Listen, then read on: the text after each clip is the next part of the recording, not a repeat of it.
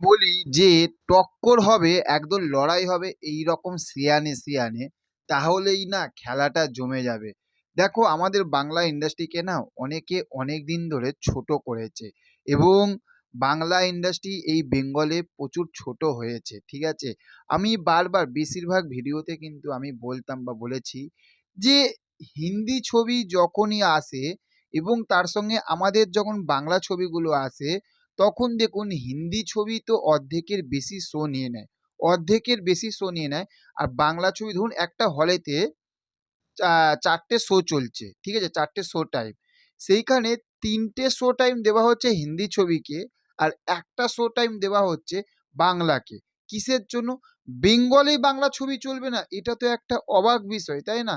তো সেইখান থাকতে আমি দেখছিলাম যে দেবদা, বুম্বাদা, তারপরে ঋতুদি, এরা যখন বা ঋতুপর্ণা ম্যাম এরা যখন একটা পদক্ষেপ নিয়েছে এবং সেটা সিএম অবধি গেছে, ঠিক আছে? আমাদের পশ্চিমবঙ্গের সিএম অবধি গেছে এবং সিএম সেই কথাটা রেখেছে।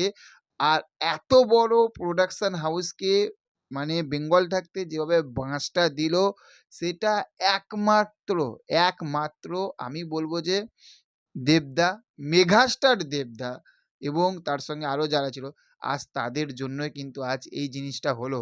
দেখো দেবের আগের ছবি Khadaan super duper bumper blockbuster hit হবার পরেও আজও কিন্তু ছেলেটাকে ভাই লড়াই করতে হচ্ছে। প্রসেনজিৎ মানে বুম্বাদা, আজ সে এত বড় সুপারস্টার, এত বড় সুপারস্টার, এত বড় মেগাস্টার যাই বলবেন না কেন, আজ তাকেও কিন্তু লড়াই করতে হচ্ছে, তার সঙ্গে ঋতুদিকেও লড়াই করতে হচ্ছে। এটা ভাই বাংলাতে লড়াই করে বাঁচতে হয়, আর আমরা যখন লড়াই করি আমাদের নিজেদের যে হকটা সেটাকে আমরা কিন্তু ছিনিয়ে নিয়ে আসতে পারি, সেটা তুমি যত বড় বাঘের বাচ্চা হও না কেন, তাই না? ইয়াশ রাজ ফিল্মস এত বড় একটা প্রোডাকশন হাউসকে তাদের এত বড় একটা বই আসছে ওয়ার 2, সেখানে তার সঙ্গে ধূমকেতু আসছে, ধূমকেতুকে শো দেবে না? কত অন্যায় সহ্য করবে আমাদের বাংলা টলিউড ইন্ডাস্ট্রি?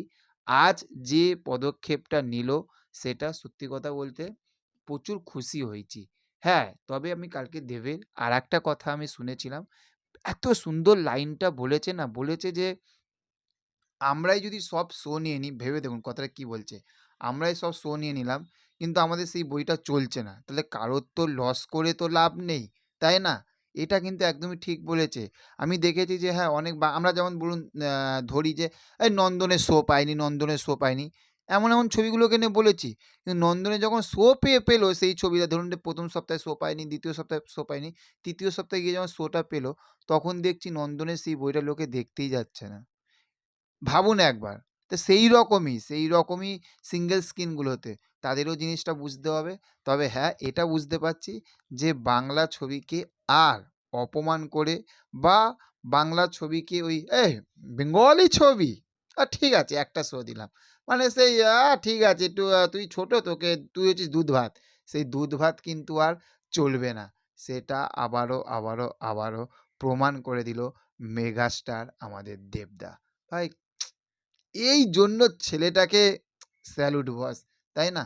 তো চলো দেখা হচ্ছে পরবর্তী ভিডিওতে। চ্যানেলে যদি নতুন হয়ে থাকো চ্যানেলটাকে সাবস্ক্রাইব করতে ভুলবে না। Okay, thank you, have a nice day, tata, bye by.